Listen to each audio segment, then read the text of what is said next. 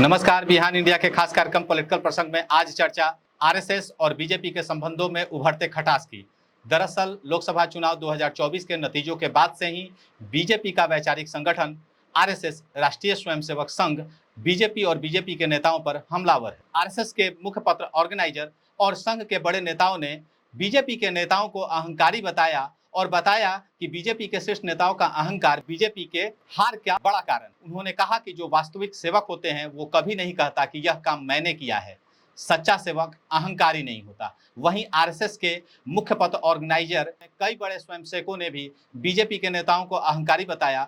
RSS के राष्ट्रीय कार्यकारिणी सदस्य इंद्रेश कुमार ने तो यहां तक कह दिया कि भगवान राम ने अहंकारी को 241 सीट पर रोक दिया है। पॉलिटिकल प्रसंग में चर्चा आज इसी विषय पर। हमारे साथ जुड़ रहे हैं बिहार बीजेपी के उपाध्यक्ष संतोष पाठक और पॉलिटिकल एनालिस्ट दीपक भास्कर। आप दोनों का बहुत बहुत स्वागत है। थैंक यू, धन्यवाद पीयूष जी। संतोष जी, सबसे पहले आप ही के पास आते हैं।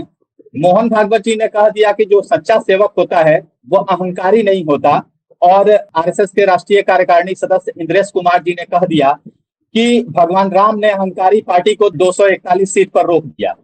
क्या आप मानते हैं कि बीजेपी और उनका नेतृत्व अहंकारी और ओवर कॉन्फिडेंट हो गया था, जिसके कारण बीजेपी 370 पार के लक्ष्य को प्राप्त नहीं कर पाई? नहीं पीयूष जी, मुझे ऐसा नहीं लगता है कि कहीं कोई अहंकार की कोई बात इस पूरे परिदृश्य में कहीं पर भी। सापेक्षता में लोग एनालिसिस करते हैं हर विषय का, लेकिन मैं एक छोटे से आंकड़े के साथ इस बात को संपुष्ट कर सकता हूँ। भारतीय जनता पार्टी ने 2019 के चुनाव में अकेले 303 सीटें जीती थी और एनडीए जो है वो 353 पर था। तो जो प्रधानमंत्री जी ने कहा 2024 के अपराह्न के कालखंड में, अंतिम सेशन में जब उन्होंने कहा कि हम लोग एनडीए जो है वो 400 पार जाएगा और भाजपा अकेले 360 के आसपास पहुंच सकती, तो उसमें अहंकार का विषय नहीं था। मुझे ऐसा लगता वो इसलिए नहीं था क्योंकि जब हम ऑलरेडी 353 पर खड़े थे तो हम क्या कहते देश को कि हम 300 पर आ रहे हैं। अगर 303 पर अकेले बीजेपी खड़ी थी तो क्या हम कहते कि हम 250 सीटों पर सिमट जाएंगे? स्वाभाविक है कि ऐसा नहीं होता। दूसरी बात कि हम लोगों ने, भारतीय जनता पार्टी ने नरेंद्र मोदी जी के नेतृत्व में, उसके पूर्ववर्ती जितने भी हमारे नेता रहे हैं, अटल जी हो, आडवाणी जी हो, या देश में अन्य राज्यों में जो हमने सरकारें चलाई, देश के 16-17 राज्यों में सरकार चलाने का मौका हमें जनता ने दिया है। देश में ये लगातार तीसरी सरकार बनी और इसके पहले अटल जी ने भी लगभग 7-8 वर्षों की सरकार देश में चलाई। उसमें कहीं अहंकार का विषय नहीं है। विषय ये था कि हमने जनता के लिए काम किया या नहीं किया, हमने अपने जो वादे लोगों से किए थे उन वादों को डिलीवर किया कि नहीं किया। हमारा असेसमेंट ये रहा है बतौर एक पार्टी, बतौर एक ऐसी पार्टी जो सरकार में रही है, हमने ऐसा असेसमेंट किया था कि देश के 80 करोड़ लोगों तक हम लोगों ने अपनी योजनाओं का लाभ का वितरण किया है। तो स्वाभाविक तौर पर देश की जो सामान्य जनता है वो भारतीय जनता पार्टी को पसंद करेगी, और यही बात थी। इसी विषय को ध्यान में रखते हुए वो स्टेटमेंट मुझे लगता है कि प्रधानमंत्री जी ने दिया, उसमें कहीं कोई अहंकार का विषय नहीं था। रह गई बात कि ये जो सीटों का जो घटने का जो क्रम इस चुनाव में देखने को मिला है, वो पूरी तरीके से एक झूठ के बुनियाद पर कसी हुई एक ऐसा दुष्प्रचार का माध्यम के, एक प्रकार से ऐसा दुष्प्रचार उन्होंने चलाया कि जिससे जनता के बीच में कुछ भ्रम की स्थिति पैदा हुई और ये ऐसा रिजल्ट हम लोगों के सामने आया है। लेकिन मेरा अनुभव व्यक्तिगत तौर पर और एक सरकार में शामिल दल होने के नाते, और मैं स्वयं पार्टी का उपाध्यक्ष हूं, इस नाते मैं कह सकता हूं कि हम लोगों ने जितने भी दौरे पिछले 5 वर्षों में आम जनता के बीच में किए हैं, जनता में नरेंद्र मोदी जी को लेकर, भारतीय जनता पार्टी को लेकर कहीं कोई रोष नहीं था। और इसी रोष को नहीं, ये जो रोष नहीं होने का जो क्रम था, इसी विषय को ध्यान में रखते हुए हम लोगों ने 400 पार का एजेंडा हम लोगों ने देश के सामने रखा था। उसी एजेंडे को गलत तरीके से बुनाकर जो विपक्ष है हमारा, उन्होंने कुछ सीटें हासिल कर ली है इस चुनाव में, लेकिन एक कंसेक्यूटिव तीसरा टर्म किसी भी प्रधानमंत्री को मिलना ये बताता है कि देश का जो आम आवाम है उसको प्रधानमंत्री जी के नेतृत्व पर, भारतीय जनता पार्टी के नेतृत्व पर पूर्ण विश्वास है, और यही कारण है कि हम लोगों ने लगातार तीसरी बार सरकार बनाई। लेकिन संतोष जी, आरएसएस प्रमुख मोहन भागवत जी भी कह रहे हैं कि जो अहंकारी होता है, जो काम करता है वो अहंकार नहीं करता। और ये बयान जो लगातार आ रहे हैं, एक दो बयान नहीं है, कई सारे बयान है, जिसमें राम माधव जी का भी बयान है, इंद्रेश कुमार जी का भी बयान। मैंने कहा कि इंद्रेश कुमार जी ने कह दिया कि जो भगवान राम ने अहंकारियों को 240 पे 241 पर रोक दिया। तो आरएसएस की तरफ से जो ये अहंकार की बातें की जा रही, इसके अतिरिक्त ऑर्गेनाइजर में जिस तरह से रतन सारदा जी ने लिखा है आर्टिकल, उसमें कई सारी बातें को उन्होंने कहा है। उन्होंने कहा कि जो दल बदल के लोग आए हैं उनको टिकट दे दिया गया और बीजेपी के नेताओं ने ये मान लिया कि झक मार के आरएसएस जो है उनकी मदद करेगा ही करेगा। तो ये जो अहंकार की बातें कही जा रही है, आप कह रहे हैं कि ये बीजेपी के लिए नहीं है, तो फिर आरएसएस के ये सारे नेता, ऑर्गेनाइजर, मुखपत्र, बाकी सारा इकोसिस्टम, ये किसको अहंकारी बता रहा है? देखिए, हमारा जो अंतर संबंध है संघ का, भाजपा का, संघ के अन्य कई प्रकार के अनुषंगिक जब काम करते हैं तो उसमें कहीं कोई अहंकार का तो विषय कोई आता ही नहीं है। क्या नरेंद्र मोदी जी को आरएसएस के सहयोग से प्रधानमंत्री बनने का मौका नहीं मिला था? ऐसा है क्या? और संघ हमारा वैचारिक संगठन है जिसके तत्वों से हम पोषित होते हैं। इस बात को स्वीकारने में पूरे भारतीय जनता पार्टी के कार्यकर्ताओं को, संघ के स्वयंसेवकों को कहीं कोई दिक्कत की बात नहीं है। हम लोगों ने, संघ आज 100 वर्ष की आयु पूरा करने जा रहा है अगले वर्ष। भारतीय जनता पार्टी का भी 44-45 साल का कालखंड हो चुका है। जनसंघ से जोड़ेंगे तो 70-75 वर्षों की यात्रा अनवरत चली है। इसमें कहीं कोई विवाद का विषय नहीं है। जो परिणाम आए हैं उनका असेसमेंट तो लोग करेंगे और वही असेसमेंट के अलग अलग तत्वों को ध्यान में रखकर लोगों ने किया है। कोई किसी को अहंकारी बता रहा है, कोई ऐसा भारतीय जनता पार्टी के नेताओं पर कोई ब्लेम गेम हो रहा है, ऐसा कुछ नहीं। उन्होंने कुछ ऐसे कारण गिनाए हैं जिन कारणों से उनको ऐसा लगता है कि ये डिबिकल हुआ है और कोई दूसरा विषय नहीं। उन्होंने कहा कि महाराष्ट्र में जो एनसीपी के साथ जो घटनाक्रम हुआ वो नहीं होता तो शायद ये माहौल नहीं बनता। लेकिन कौन जानता है आज के समय पर क्या जातीय समीकरण बनाए बिना क्या कोई भी पार्टी किसी भी राज्य में किसी भी जनता के सामने अपना पर्सपेक्टिव प्रस्तुत कर सकती है क्या?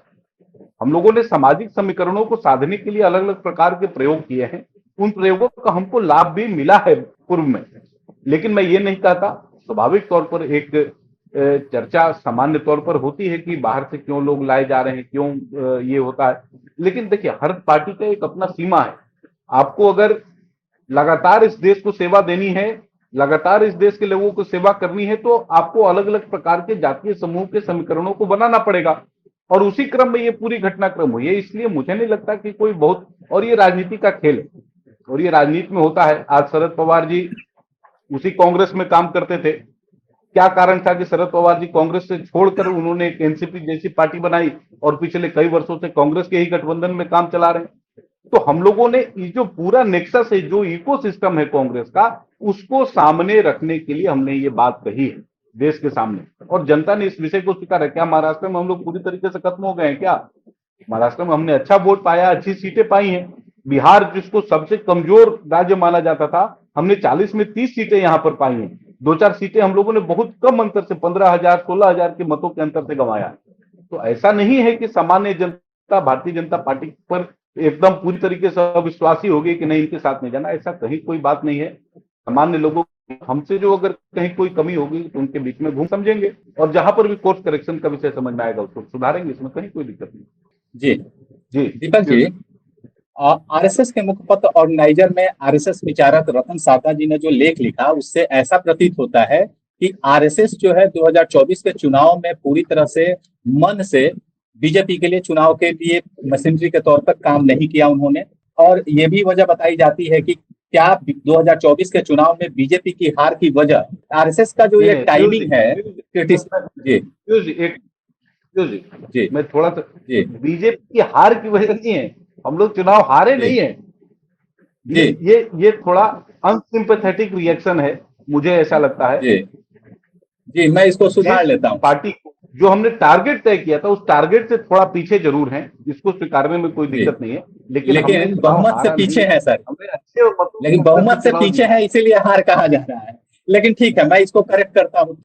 दीपक सर, आरएसएस के मुखपत्र ऑर्गेनाइजर में रतन सारदा जी ने लेख लिखा, उससे ऐसा लगा कि आरएसएस के स्वयंसेवक इस चुनाव में यानी 2024 के लोकसभा चुनाव में उस तरह से नहीं लगे जिस तरह से पहले लगते थे। क्या बीजेपी के का जो ये लक्ष्य था 370 400 पार का नारा, इसका वजह क्या आरएसएस के इस तरह से नहीं लगने, नहीं लगा आरएसएस, ये एक वजह है? या फिर आपको लगता है कि आरएसएस ने जिस तरीके से अभी रिजल्ट आने के तुरंत बाद जिस तरीके से बीजेपी को क्रिटिसाइज करना शुरू किया है, बीजेपी के शीर्ष नेतृत्व को क्रिटिसाइज करना शुरू किया है, उससे क्या आपको ये नहीं लगता कि बीजेपी के हार की वजह या आरएसएस और बीजेपी से नाराजगी है? इस चुनाव में इंडिया अलायंस ने जो महंगाई, बेरोजगारी और संविधान पे खतरे को मुद्दा बनाया, वो बड़ी वजह रही बीजेपी के लक्ष्य तक नहीं पहुंचने की, या आरएसएस जो नहीं लगा बीजेपी के पीछे, वो बड़ी वजह रही? क्या आपको लगता है कि आरएसएस एक ऐसा नैरेटिव बनाने की कोशिश कर रहा है कि बाकी सारे मुद्दे कोई बड़ी बात नहीं है, बल्कि आरएसएस बीजेपी से नाराज था, इस कारण से बीजेपी नहीं जीती? मैं क्या इसको ना दो बेसिकली पर्सपेक्टिव में देखता हूँ। मुझे एक तो थोड़ा सा नॉर्मल साधारण तरीके से अगर आप सोचें तो साधारण तरीके से ये दिखता है कि आरएसएस जो है शुरुआत से ही अभी तक यही देखा गया कि आरएसएस बीजेपी जैसा संतोष ने कहा कि एक वैचारिक सपोर्ट लेकर के खड़ा रहा।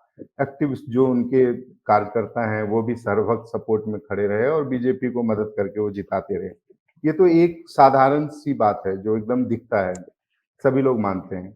लेकिन मैं इस बात पर थोड़ा सा डिसएग्रीमेंट रखता हूं कि आरएसएस मन से इस बार चुनाव में नहीं लड़ा, इसीलिए बीजेपी की सीटें कम हुई, है ना। हारे नहीं है, है ना। सरकार बन गई है, प्रधानमंत्री नरेंद्र मोदी तीसरी बार प्रधानमंत्री बन रहे हैं, लेकिन सीटें कम हो गई बीजेपी की, अपनी सीटें। तो ये मानना कि आरएसएस के कार्यकर्ता मन से नहीं लगे, मैं नहीं मानता। वो एकदम मन से लगे हुए थे। इस चुनाव में मन से लगने की वजह एकदम क्लियर थी, क्योंकि आरएसएस अगले साल सेनेटरी ईयर मना रहा है, उनका एक 100 वर्ष पूरा हो रहा है एस्टैब्लिशमेंट का। तो वो एक जरूरी बात थी कि जो भी उनके नैरेटिव हैं, पर्सपेक्टिव है, पॉलिटिकल अंडरस्टैंडिंग है, चाहे वो कल्चरल नेशनलिज्म हो या किसी भी तरह की जो चीजें हैं उनकी, उसके लिए बहुत जरूरी बात यह है कि बीजेपी सत्ता में होती है तो आरएसएस को डेफिनेटली उसके लिए एक अलग बूस्ट मिलेगा, अलग पावर मिलेगा और उससे जो है उसको आगे बढ़ाया जाएगा। तो इसलिए ये कहना कि आरएसएस के कार्यकर्ता मन से नहीं लगे हुए थे, बिल्कुल लगे हुए थे। लेकिन जो आपने कहा कि 370 या 400 का, तो मेरा मानना है कि 400 जो संतोष जी ने कहा कि बिल्कुल मैं उससे सहमत हूं कि कोई भी पार्टी अपना एक टारगेट देती है। लेकिन यहां समस्या क्या हुई ना कि टारगेट तो सही दिया गया, लेकिन मोदी जी की सरकार में एक प्रॉब्लम है कि 2014 से लेकर अभी तक targets and targets and targets दिए गए और कोई भी टारगेट उस फुलफिलमेंट के लेवल पर नहीं पहुंच पाया। कि आपने टारगेट दिया कि हमने जी 2 करोड़ घर बना दिए, वो फुलफिलमेंट ग्राउंड पे दिख नहीं रहा था। बने घर, आवास योजना सफल योजना के तौर पे दिखनी चाहिए थी ना, बनना चाहिए था सबका घर, लेकिन वो 2 करोड़ लोगों को मिला। अगर उस टारगेट लिया गया तो 1 करोड़ लोगों को मिला, 1 करोड़ लोगों को नहीं मिला अभी तक, है ना। वो एक सवाल बन था कि टारगेट पूरा नहीं हुआ। अब यहाँ पर जो टारगेट दिया गया कि 400 का भी टारगेट मुझे लगा कि ये ठीक ही था, कोई बात नहीं थी, बड़ी बात नहीं थी। संतोष ने बिल्कुल ठीक कहा कि भाई पार्टी है, हम तो टारगेट लेंगे। लेकिन उस टारगेट का जब लोगों ने उसके छिलके उड़ाना शुरू किए, तो उसमें बीजेपी की तरफ से उस टारगेट को जस्टिफाई करने के चक्कर में ये कह दिया गया, कई नेताओं ने ये कहा कि संविधान में संशोधन या बदलाव या संविधान में अगर कोई बड़े बदलाव करने उसके लिए ये, तो वो मौका कांग्रेस या इंडिया गठबंधन जो थे उनको मिला कि देखो जी संविधान बदलने के लिए इनको इतना सीट चाहिए। वो नैरेटिव उन्होंने पिकअप किया। तो उसमें तो आप अगर देंगे मौका तो कोई ना कोई तो भुनाएगा ही उसको। तो ये कहना कि कांग्रेस ने इस बात को गलत तरीके से यूज किया, तो राजनीति में शुचिता का अभाव तो हम लोग कितनी बार चर्चा कर चुके हैं। इतना अभाव हो चुका है कि वो झूठ प्रपंच सब आप शुरू करते हैं, फिर कोई दूसरा शुरू करता है, तो सब वही कर रहे थे। लेकिन दूसरी बात जो मैं देख रहा हूं वो थोड़ा सा अलग है। वो अलग क्या है कि आरएसएस सब दिन से, वो अगर आप पुराने समय में जाएंगे तो वहां राजा होता था और राजा का एक जो है राज पुरोहित होता था, है ना। और राज पुरोहित का जो पद होता था वो आरएसएस का पद है कि मैं बताऊंगा कि धर्म क्या है, राज धर्म क्या है, मैं बताऊंगा कि कहाँ गलत है कहाँ सही है ना। तो आरएसएस उसी तरह का रोल प्ले करता रहा है राजनीतिक तौर पर। हालांकि वो सब दिन से हम अपने आप को यही कहा कि मैं एक सांस्कृतिक संगठन हूं, लेकिन राजनीतिक रोल में वो राज पुरोहित का रोल है। अब माननीय सर संचालक श्री मोहन भागवत जी जो कह रहे हैं वो एकदम राज पुरोहित वाला रोल में आ गए हैं। और वो ये कह रहे हैं कि ये गलत हो रहा है। वो यहाँ तक कह रहे हैं कि मणिपुर में आग लगी या लगाई गई, है ना, मुझे नहीं पता, लेकिन 1 साल से जल रहा है, उस पे कौन काम करेगा? उस पे सरकार को ही काम करना पड़ेगा। तो वो जो राजधर्म का पालन जो अटल बिहारी वाजपेयी ने नरेंद्र मोदी जी को कभी कहा था, आज वो दिखा कि अटल बिहारी वाजपेयी की आत्मा जो है वो मोहन भागवत जी में घुस गई और फिर से राजधर्म का पाठ पढ़ाया जा रहा है मोदी जी को कि आप इस तरह से काम करो। ठीक है। दूसरी बात इसमें बहुत महत्वपूर्ण देखने की है कि आरएसएस अभी तक, चाहे उस पे आप कितना भी ब्लेम लगा लीजिए, विरोधी मतलब मोहन भागवत जी के शब्दों में प्रतिपक्ष पार्टियां जो भी कह लें, है ना, या जो भी लोग कहें कि आरएसएस ये है, आरएसएस वो है, आम जनों के बीच में आरएसएस को लेकर के आज भी एक वैधता है कि ठीक ही काम करता है, स्कूल चलाता है ना, और धार्मिक अनुष्ठान करता है, हमें सही बात बताता है, राष्ट्रधर्म बताता है। उनके जो स्वयं सेवक हैं, उनका जो आचार व्यवहार विचार है, जैसे अपने घर में जाए, किसी घर में, हमारे घर में आते हैं तो हमारे घर में नहीं खाते हैं, किसी और के घर में खाते हैं। ऐसा नहीं है कि हम रोज रहेंगे एक जगह, हमारे ही कमरे में रहते हैं, लेकिन वो रोज अलग अलग घरों में खाते हैं। इस तरह का जो आचार व्यवहार, उनका जो कंडक्ट है पीयूष जी, वो जनता में एक वैधता लाता है।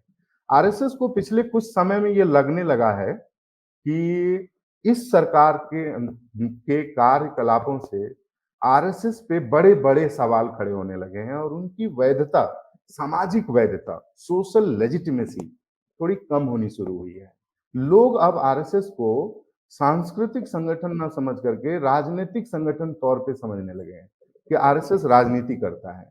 ठीक है ना। तो ये चीज आरएसएस को समझ में आई है। मुझे ऐसा लगता है कि अगर आई है तो ये जो स्टेटमेंट्स आ रहे हैं वो सामाजिक वैधता को फिर से वापस लाने के लिए ला रहे हैं कि हम समाज और देश की जो बात है वो हम सब दिन से करते रहे हैं और उसके ऊपर हमारे लिए बीजेपी और पॉलिटिकल पार्टी मायने नहीं रखती है। हमारे लिए जो है, हमारे जो अंडरस्टैंडिंग है आरएसएस की, जो मूल जो बात है वो हम उस पर टिके हुए हैं आज भी। तो वो अपनी सामाजिक वैधता को पकड़ने की बात है। इसीलिए अगर कोई ये सोच रहा है अपोजिशन पार्टीज में कि देखो जी आरएसएस सवाल खड़ा कर रहा है बीजेपी, तो आरएसएस और बीजेपी के बीच में फूट हो गई है, तो ये तो मैं कतई नहीं मानता हूँ। आरएसएस बीजेपी के बीच में फूट नहीं हुई है। आरएसएस बीजेपी आज भी एकदम इंटैक्ट है, लेकिन आरएसएस अपनी वैधता इसलिए कर रहा है क्योंकि उनको ये पता है कि पावर जो है ना वो क्षणभंगुर चीज है। वो आज है, कल नहीं भी होगा। कल बीजेपी सत्ता में नहीं होगी, ये संभव है और होगा भी, लेकिन आरएसएस सभी दिन अपनी सामाजिक वैधता के तौर में चलेंगे। ठीक है। उनका लोक शिक्षा अभियान सब दिन रहेगा, सब दिन चलेगा। मुझे जो लगता है कि मोदी जी और शाह जी के नेतृत्व में जो चल रही सरकार है और भागवत जी और आरएसएस की जो समझदारी है, उसमें कहीं पर हमको लगता है कि शुरुआत से, आज से नहीं, 2014 से ही हमको ये लगता है कि ये बैठ नहीं रहा है ठीक से मामला, है ना। वो उथल पुथल जो है वो दिखता है। जब वो, इसलिए मैं कह रहा हूँ क्योंकि भागवत जी कभी भी एक चीज का डिमांड नहीं किए कि हमें जेट सिक्योरिटी चाहिए, है ना, कभी भी नहीं। लेकिन उनको जेट सिक्योरिटी दिया गया। जिस दिन दिया गया ना, उस दिन भी मेरे मन में ये सवाल आया, क्योंकि मैं मानता हूं कि जेट सिक्योरिटी जो है ना पीयूष जी, वो जेट सिक्योरिटी नहीं होती है, वो सर्वेलेंस होता है कि आप कहाँ जा रहे हैं, किससे बात कर रहे हैं, किससे मिल रहे हैं। तो भागवत जी को जेट सिक्योरिटी जिस दिन दिया गया, उस दिन भागवत जी के ऊपर कंट्रोल किया गया, ऐसा मुझे लगा। क्योंकि इतनी सरकारें आई, विरोधी सरकारें थी, अलग अलग पार्टियों की सरकारें थी, तब भागवत जी पर जेट सिक्योरिटी का जरूरत नहीं था, तो फिर अपनी ही सरकार में जेट सिक्योरिटी की जरूरत क्यों पड़ गई थी?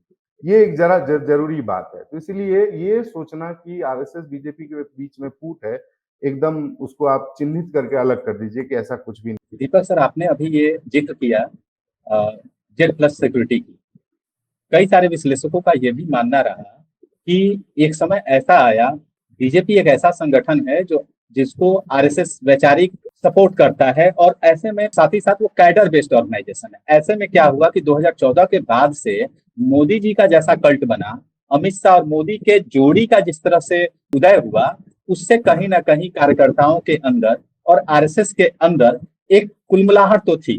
क्या अभी ये वक्त मिल गया है इस चुनाव परिणाम के कारण, जिसके कारण आरएसएस और मोहन भागवत जी और साथ ही साथ अन्य आरएसएस के स्वयंसेवकों के द्वारा उस कुलबुलाहट को, जो कुलबुलाहट थी इतने दिनों से पूर्ण बहुमत की सरकार की, उस कुलबुलाहट से मुक्ति मिलने का एक मार्ग मिला है। इसी कारण से अब जो है सीधा प्रहार किया जा रहा है, व्यक्तित्व पे इशारों में प्रधानमंत्री मोदी जी पे इशारा प्रहार किया जा रहा है कि अहंकारी नहीं होना चाहिए। क्या आपको लगता है ऐसा? नहीं नहीं, बिल्कुल। मैं क्या कह रहा हूँ, मैंने पहले ही कहा कि देखिए, मैं आरएसएस को जितना समझ पाया हूँ, मैं उतना आरएसएस एक्सपर्ट नहीं हूँ, लेकिन मेरा क्या समझ है ना, संघ परिवार है ना।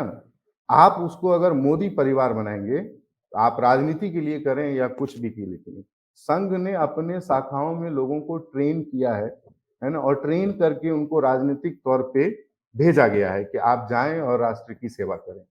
अब यहाँ आप उठा के ला रहे हैं, ट्रेनिंग कहीं और हुआ है, और वो जा करके अगर काम करेगा राजनीतिक तौर पे, तो वो कहीं ना कहीं वैचारिक तौर पे आरएसएस की जो वैचारिक समझ है उसको पूरा करने में अक्षम ही होगा। ठीक है, क्योंकि पॉलिटिकल ट्रेनिंग बहुत जरूरी होती है। ऐसा नहीं होता है कि आप उठा के लेके चले गए, किसी को कहीं भी डाल दिए। कोई बीजेपी के ट्रेंड आदमी को अगर आप कांग्रेस में ले आएंगे तो वो लिबरल चेहरा नहीं बन जाएगा। वो जो उदारवादी राजनीति है उसका वो जो है चेहरा नहीं बन जाएगा, ये नहीं होगा। Political training is very very much important. तो आरएसएस पर्सनालिटी कल्ट में कभी बिलीव ही नहीं किया।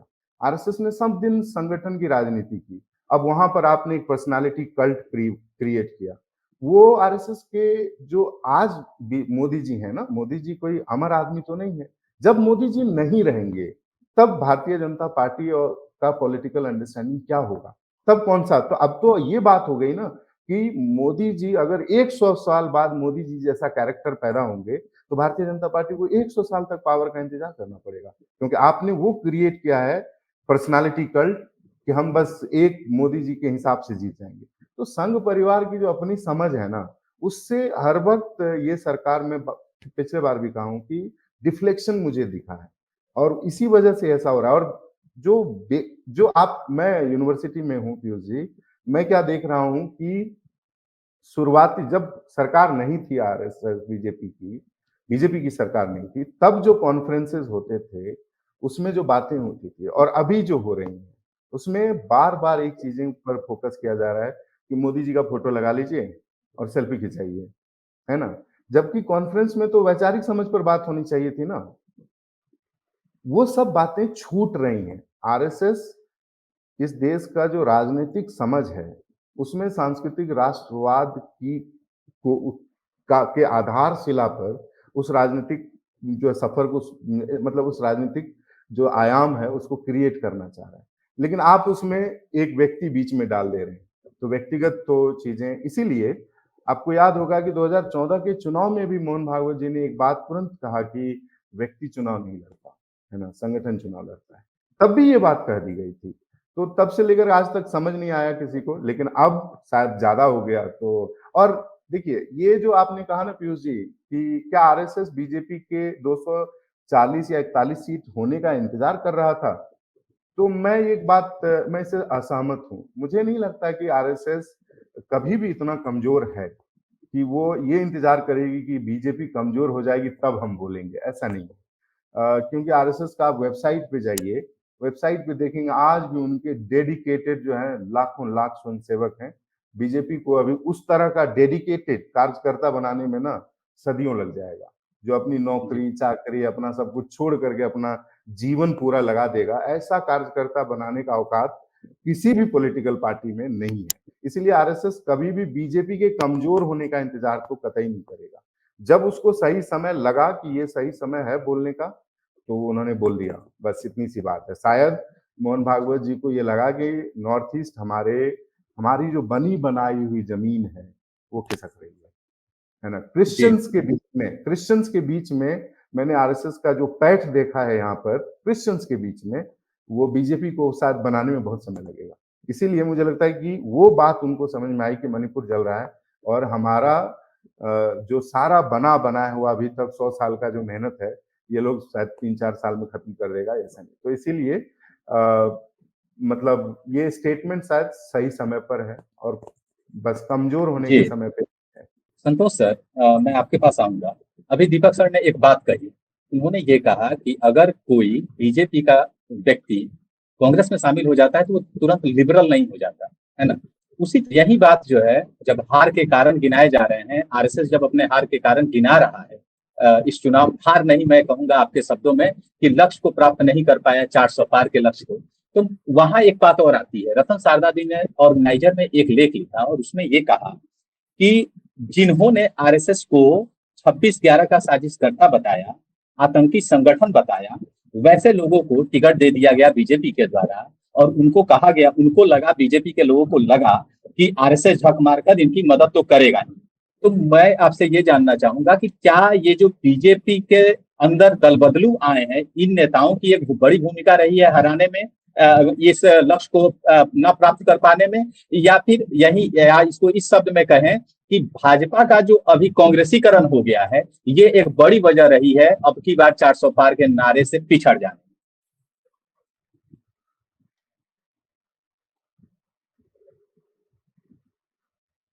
सर आवाज नहीं आ रही आपकी, सर आवाज नहीं आ रही। आ रही है अब? जी आपने बहुत महत्वपूर्ण सवाल पूछा है और मुझे लगता है कि मेरी वो हैसियत नहीं है कि इन विषयों पर मैं जवाब दूं, लेकिन चूंकि अब मैं इस डिबेट में बैठा हूं तो कुछ न कुछ तो बोलना है।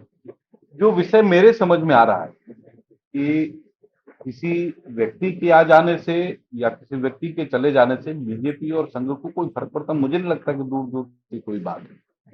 दूर दूर तक कहीं ऐसी कोई बात नहीं, कई आएंगे कई जाएंगे। कभी लोगों को लगता नहीं था कि अटल जी आडवाणी जी कभी रिप्लेस हो सकते, एक समय वो था। आज दूसरा समय है, आने वाला समय किसी और का होगा। हम लोग जब इस संस्था में आए थे, जब मैं दिल्ली यूनिवर्सिटी में पहुंचा और विद्यार्थी परिषद के लोग मुझे पहली बार मिले, मैं उसके पहले शिशु मंदिर में पढ़ता था, लेकिन राजनीति क्या होती है, उसका संदर्भ क्या है, मुद्दे क्या है, इन सब विषयों से मेरा कोई लेना देना नहीं था। ऐसे समय में जब मुझे एक व्यक्ति मिले और वो मुझे लेकर गए पहली एक बैठक में साउथ कैंपस में, मुझे वो बैठक आज भी याद है। मोस्ट लाइकली मुझे लगता है कि अम्बेडकर जयंती थी। मैंने 3 तस्वीरें देखी वहां पर। एक तो भारत माता की तस्वीर थी, दूसरी विवेकानंद जी की तस्वीर थी, और तीसरी अम्बेडकर साहब की थी, क्योंकि वो उस दिन उनका कार्यक्रम था। तो मेरे जैसे लाखों करोड़ों लोग भारतीय जनता पार्टी और संघ में भारत माता की तस्वीर को देखकर आते हैं, स्वामी विवेकानंद जी की तस्वीर को देखकर आते हैं। वहां पर कोई भी व्यक्ति हेडगेवार जी की तस्वीर को देखकर नहीं आता, गुरु जी की तस्वीर को देखकर नहीं आता। और मेरे जैसे लाखों करोड़ों लोग न सिर्फ भारतीय जनता पार्टी में बल्कि हमारे जितने भी अनुसांगिक संस्थान हैं उन सभी में, और एक वैचारिक प्रवाह है।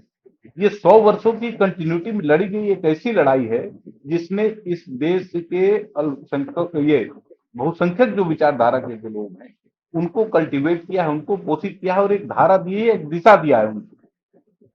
हमारे इसमें कहीं कोई अतिशुक्ति तो नहीं होगी, मेरे ख्याल से दीपक भैया इस पर ज्यादा बढ़िया बोल सकते हैं। ये तो मानेंगे ना कि एक बड़ी जमात है भारत में जिसमें राष्ट्रवाद की कमी है। और आप पोस्ट आईसिस एरा में जब आप देखेंगे तो न सिर्फ भारत में बल्कि यूरोप में, दुनिया के कई अन्य देशों में जो दक्षिण पंथ से जुड़े हुए जो पार्टियां हैं, जो लोग हैं, उनको सत्ता में आने का मौका मिला है। और मैं उसको ऐसे एसेस करता हूं कि राइट टू लाइफ, जीवन से बड़ा कोई उद्देश्य नहीं है व्यक्ति का। जीवन उसका सुरक्षित रहे, इससे बड़ा कोई उद्देश्य नहीं है। और संघ ने राष्ट्रवाद की, सांस्कृतिक राष्ट्रवाद का महत्व इस देश के करोड़ों अरबों लोगों को दिखाया है, समझाया है, उस रास्ते पर चलने का मार्ग बताया। और हमने बहुत शांति से ये 100 वर्ष गुजारे हैं, बहुत शांति से। हमारे साथ छेड़छाड़ करने की कोशिश जरूर की गई, लेकिन हम लोगों ने अपने पथ को कभी भी दिग्भ्रमित नहीं होने दिया। और ये हमारे पुरखे रहे भारतीय जनता पार्टी में, भारतीय जनता पार्टी नहीं कहूंगा, संघ से जो जो ट्रेडिशन हम लोगों ने देखा है और जो उसके साथ काम करके यहाँ तक की यात्रा हम लोगों ने पूरी की है, ये हमारी पीढ़ी की बात नहीं है। अनेकानेक पीढ़ियों ने न जाने कितने प्रकार के काम किए, तब हम लोगों ने ये शाश्वत यात्रा यहाँ तक की पूरी की, और उसी के एक प्रोडक्ट मोदी जी, और वो कोई उससे अलग नहीं हो सकती। मोदी जी ने जो 10 वर्षों में जो काम किया है इस देश के लिए, वो दीनदयाल उपाध्याय जी के सिखाए हुए मार्गों पर ही काम किया है। अटल जी आडवाणी जी ने जिस ट्रेडिशन को स्थापित करके छोड़ा था भारतीय जनता पार्टी को, जहां से उसी ट्रेडिशन को उन्होंने आगे बढ़ाया। देश के 25 करोड़ से ज्यादा लोगों को गरीबी रेखा से हमने बाहर निकाला है 10 वर्षों में। ये हमारी सबसे बड़ी उपलब्धियों में से एक है। न जाने कितने वर्षों तक हम लोगों ने गरीबी रेखा की लड़ाई लड़ी, कितने वर्षों तक। आज भी लालू जी ने अनर्गल कई प्रकार के ट्वीट किए हैं, कई प्रकार की बातें लिखी हैं। आज समाज का कोई तबका, चाहे वो पिछड़ा हो, अति पिछड़ा हो, दलित हो, हर प्रकार के लोगों को जीवन में आगे बढ़ने का मौका मिला है। मैं एक छोटा सा ही अपनी योजना, मोदी जी के नेतृत्व में हमने अन्य योजना चलाई है, देश के 80 करोड़ लोगों को उसका बेनिफिट मिलता है। परिवार के दृष्टिकोण से देखेंगे तो 42 लाख परिवार हैं इस देश में, और आप उसको अगर ठीक से अगर एसेस करेंगे तो लगभग लगभग ऐसा परिवार जो सिर्फ भूख की लड़ाई लड़ रहा था, उसको भोजन जुटाने पर जो लोग मंगा थे आज के समय में, उनको हम लोगों ने भोजन की लड़ाई से ऊपर उठाया। हमने उठाया है इस लड़ाई, उस सामान्य लड़ाई से ऊपर। कंट्रोल का सिस्टम और पीडीएस का सिस्टम तो कई वर्षों से देश में काम कर रहा था, लेकिन इतने यूनिक तरीके से कि अगर आप उसके लाभुक हैं तो सिर्फ आपको ही उसका लाभ मिल सकता है, कोई दूसरा व्यक्ति लाभ नहीं उठा सकता। स्थानीय स्तर पर अगर किसी भी प्रकार का कोई करप्शन होता है डीलर उलर के स्तर पर, तो उसको सरकार के पास कंट्रोल करने का full mechanise system full proof नहीं है, मैं इस बात को स्वीकारता हूं। लेकिन सामान्य तौर पर लोगों को उनका हक हम लोगों ने दिया है डीबीटी के माध्यम से। तो ये दीनदयाल उपाध्याय जी के बताए हुए मार्ग पर हमने कश्मीर से धारा 370 हटाई, मोदी जी के नेतृत्व में आपको राम मंदिर बनाया। अब हम अगले पड़ाव की तरफ आगे बढ़ रहे हैं, और ये हमने संघ से ही सीखा है, भारतीय जनता पार्टी के बनाए हुए मुद्दे नहीं। ये संघ ने ही 100 वर्षों में इन मुद्दों को देखा कि देश को अगर एकात्मता के स्रोत में बांध कर रखना है, एकात्मता स्रोत, मैं संघ का स्वयंसेवक रहा हूं, प्रथम वर्ष प्रशिक्षित स्वयंसेवक हूं संघ का, तो एकात्मता स्रोत जो हमने बचपन से पढ़ा है उस दिशा में हमने इस सरकार को काम करते हुए देखा है। और मोदी जी ने तो पूरे उत्तर भारत से लेकर दक्षिण भारत तक, पिछले चुनाव के थोड़ा सा पहले अगर आप उनकी दक्षिण भारत की यात्राओं को अगर ठीक से देखेंगे तो समझेंगे, और जो परिणाम तमिलनाडु में और केरल में जो निकल कर आए उसका असर है वो। हमने समाज के सभी वर्गों के लिए बेनिफिशियरी स्कीम चलाए और देश को सांस्कृतिक राष्ट्रवाद के दायरे में ले आकर बांधने का सूत्रपात जरूर किया। इसका मार्ग अगला, इसका जो अगला पड़ाव है वो आगे देखने को मिल सकता है। मैं नहीं कह सकता हूं कि सिर्फ मोदी जी के नेतृत्व में उसको पूरा होगा, क्योंकि मोदी जी हमारे यात्रा के एक पड़ाव है, वो पूरी यात्रा नहीं। इस देश को सुरक्षित रखने की, इस देश को कल्टीवेट करने का, देश से जो सामान्य तौर पर जो 70 वर्षों की आजादी के बाद भी जो गरीबी भारत में पोषित होती रही, उस गरीबी से बाहर निकालने का प्रयत्न मोदी जी के नेतृत्व में हमने जरूर किया है। और मुझे लगता है कि देश के 25 करोड़ लोगों को जब आप गरीबी रेखा से बाहर निकालते हैं, तो दीनदयाल उपाध्याय जी का जो एकात्म मानववाद का जो थियरी रहा है, जो सूत्र उनका रहा है, उस सूत्र पर भी हम लोगों ने चलने का काम किया। आने वाला समय कैसा होगा, कोई एक चुनाव बिगड़ गया, कोई एक चुनाव अच्छा हो गया, ऐसा नहीं होता। मोदी जी के नेतृत्व में तो हमने 17 राज्यों में, अलग अलग राज्यों में सरकारें बनाई, और कई राज्यों में हमारी सरकारें लगातार रिपीट होती हैं। हमने त्रिपुरा में सरकार बनाई, त्रिपुरा जैसे घोर कम्युनिस्ट इलाकों में घुसकर हम लोगों ने उनके इसको, उनका जो पूरा प्रतिकार था उसको झेलते हुए हम लोगों ने वहां पर सरकार बनाई थी। मुझे समस्या जो ओवर असेसमेंट होता है उससे ये है कि पूरे देश को ये मालूम है कि बंगाल में किस प्रकार से भारतीय जनता पार्टी और संघ के लोगों को मारा काटा जा रहा है, उसके बावजूद मीडिया में उस पर कोई रिएक्शन नहीं, कोई चर्चा नहीं। लोग शरण दिए हुए भारतीय जनता पार्टी के कार्यालयों में, संघ के कार्यालयों में, इधर उधर किसी नेता के यहाँ इधर उधर छिपे भागे फिर रहे। ये कैसा लोकतंत्र हम लोग बना रहे हैं? विपक्ष, हमारे जो विपक्ष के लोग हैं, इसका जवाब दे सकते हैं क्या? आज जो बंगाल की स्थिति हो गई है वो भारत के कई राज्यों की स्थिति है। वो धीरे धीरे जिस प्रकार की स्थिति बन रही है उसको कोई रोक सकता है क्या? मेरा कुल मिलाकर मानना यह है कि हमने मोदी जी के नेतृत्व में देश की अच्छी सेवा करने का काम हम लोगों ने किया है, और उसमें पूर्ण समर्थन है संघ का। कहीं कोई छोटा मोटा विवाद अगर कहीं से कुछ खड़ा होता है तो वो वही गुणांक है, ऐसा नहीं, उसके अलावा भी कई प्रकार के असेसमेंट है, और सबको समग्रता में देखने की जरूरत है। आने वाला नेतृत्व कौन करेगा नहीं करेगा, ये नेतृत्व को विचार करने की आवश्यकता है। हमारे जैसे साधारण लोग इस विषय पर विचार नहीं करते। हमको इस विचारधारा से जुड़े रहना, इतना ही प्रण मेरा है, और इसी विचारधारा में मैं अपने जीवन के पिछले 20 वर्षों को देखता हूं। अगर उसके पीछे चला जाऊं तो एक स्वयंसेवक के तौर पर जब से शिशु मंदिर में मैंने पढ़ाई करना शुरू किया, तब से मैंने इस विचारधारा को देखा है, समझा है, और मुझे लगता है कि भारत के सामान्य लोगों को अगर उनके मिजरेबल कंडीशन से बाहर लाना है, कि भारतीय जनता पार्टी को इस देश में कम से कम 50 वर्षों तक शासन करने का मौका मिलना चाहिए।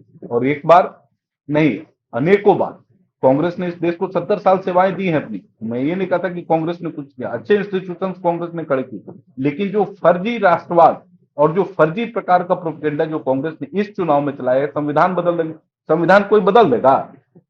किसी की हैसियत है संविधान बदल? कांग्रेस की हैसियत है क्या संविधान बदल देने की? 80 संशोधन तो अकेले कांग्रेस ने किए थे, लेकिन क्या संविधान के जो मौलिक तत्व उसको बदल पाए क्या? जब भी बदलने की जो भी व्यक्ति कोशिश करेगा उसको इस देश में टिकने का मौका नहीं मिलेगा। मुझे ये लगता है हमने नरेंद्र मोदी जी के नेतृत्व में अच्छा काम किया है। अलग अलग प्रकार के विचार आते रहेंगे, उनको भी समग्रता में देखने की आवश्यकता है, मुझे लगता है। दीपक सर, 2014 से जब से बीजेपी की सरकार आई है, अब तब से प्रधानमंत्री मोदी जी हो, अमित शाह जी हो, या पूरा बीजेपी का जो प्रचार है वो ये रहा कि कांग्रेस मुक्त भारत चाहिए। लेकिन अभी जिस बयान की चर्चा हम कर रहे हैं, आरएसएस प्रमुख मोहन भागवत जी के जिस बयान की बात कर रहे हैं, वहां पे उन्होंने एक बड़ी मार्के की बात कही कि हम विरोधी को विरोधी नहीं प्रतिपक्ष करते हैं। ये बिल्कुल जो है दोनों बीजेपी और आरएसएस का ये जो दोनों पक्ष है, बिल्कुल कॉन्फ्लिक्टिंग पोजीशन है। आपको लगता है कि क्या कि अब जब मोदी जी सत्ता में हैं, तब ये जो नारे थे ये नारे पीछे जाएंगे, और जिस तरह से डेमोक्रेसी, हमारी जो डेमोक्रेसी है उसमें विपक्ष का जो रोल होता है, विपक्ष की जो भूमिका होती है, उस भूमिका को स्वीकार करेंगे? आपको लगता है ऐसा? हाँ पीयूष जी, मैंने पहले ही कहा कि इस बात को एकदम उसी फ्रेम में समझिए कि मोहन भागवत जी राज पुरोहित हैं और वो धर्मशास्त्र के हिसाब से सारा पाठ पढ़ा रहे हैं। तो लोकतंत्र, जो लिच्छवी गणराज्य में जो लोकतंत्र था, है ना, जो भारत को हम लोग लोकतंत्र की जननी कहते हैं, उसी हिसाब से काम होगा। अभी यही बात बार बार मैं दोहरा रहा हूं कि आरएसएस के लिए ये बहुत जरूरी है कि वो ये बताए कि अब ऐसे ही चलेगा। कांग्रेस मुक्त भारत का नारा, और मोहन भागवत जी ने पहले भी राहुल गांधी के पप्पू वाले इमेज पर भी उनकी टिप्पणी थी और उन्होंने कहा था कि ये बिल्कुल ठीक नहीं है और वो राहुल गांधी जी भारत के भविष्य के नेता है। ये बात तो उन्होंने पहले कहा, इस चुनाव से बहुत पहले कहा। जी। तो उनका, मैंने क्या कहा कि वो उनका हर स्टेटमेंट आरएसएस को के सामाजिक वैधता को वापस करने की है कि हम किसी भी तरह सूरत में भारत में इररेलेवेंट ना हो। दूसरी बात, अगर आप प्रतिपक्ष पार्टियों को उनके ही शब्दों में इस तरह का व्यवहार देंगे, है ना, कि रोज उनको ईडी या सीबीआई और तमाम तरह से परेशान किया जाए, तो कल उनकी जब सरकार आएगी पीयूष जी, तो वो बदला कहीं निकालेंगे।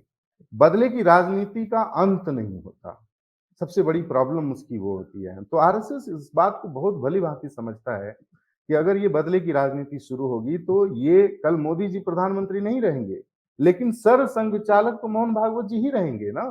तो इसीलिए उनको पता है कि आरएसएस एक अनवरत चलने वाली जो संगठन है उसको हम आगे बढ़ाते रहें, नहीं तो ऐसा ना हो कि फिर हमारे साथ छेड़छाड़ हो और हम कल, जैसे अभी संतोष जी ने बताया कि कार्यकर्ता जो है मारे जा रहे हैं कहीं पर भी, किसी भी राज्य में आरएसएस के या बीजेपी के कार्यकर्ता के साथ, ये क्यों हो रहा है?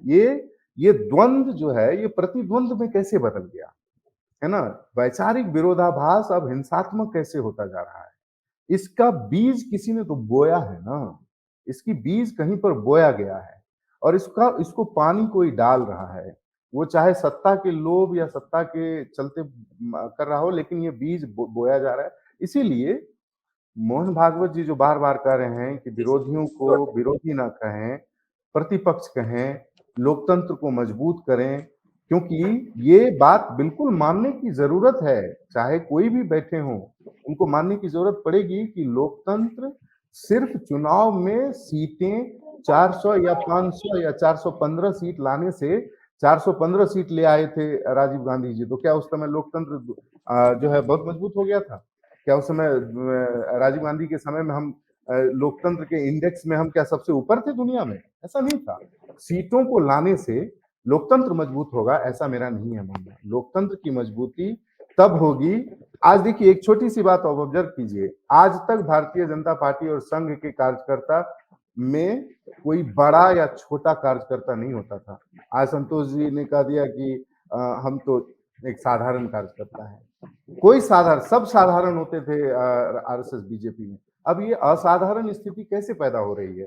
ये क्षरण का जो है ना वो रिफ्लेक्शन है कि जो राजनीतिक समझ थी संघ की, भाजपा की, उसमें कुछ क्षरण हो रहा है। इसको किसी को नहीं मानना है तो नहीं माने, लेकिन हो रहा है, क्षरण तो हो ही रहा है। तो इसीलिए भागवत जी समझिए कि नहीं होता है कि इस राष्ट्र का तो बात है ही, लेकिन जो राष्ट्रीय राजनीति है उसको बचा लेने की जो जरूरत है वो है। क्योंकि ठीक कहा कि मोदी जी एक पड़ाव है, लेकिन इसके बाद जो यात्रा है उसको भी पूरा करना है संघ को, है ना। और उस यात्रा में इतनी दिक्कत, अगर इतना द्वंद्व होगा, इतना प्रतिद्वंद होगा, इतनी वैमनस्यता होगी। हम लोग जेएनयू में क्या कहते थे कि भाई मनभेद नहीं होना चाहिए, मतभेद चलेगा। अब यहाँ पर मतभेद नहीं रह गया है, मनभेद हो गया है कि अब आरएसएस का कार्यकर्ता है तो उस प्रोग्राम में हम ही नहीं जाएंगे।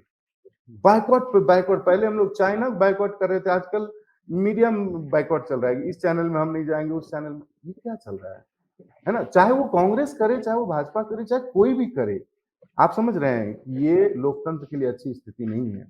क्योंकि भारत के लोकतंत्र को बचाना हमारी नैतिक जिम्मेवारी है।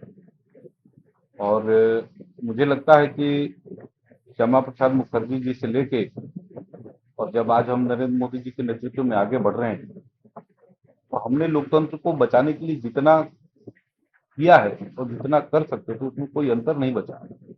लोकतंत्र बचाने वाले जो लोग हैं, जिनको लोकतंत्र की दुहाई पर इस चुनाव को लड़ा गया, उनका लोकतंत्र बचाने का तरीका ये देखिए कि दुनिया भर के नेताओं ने मोदी जी को बधाई दी है।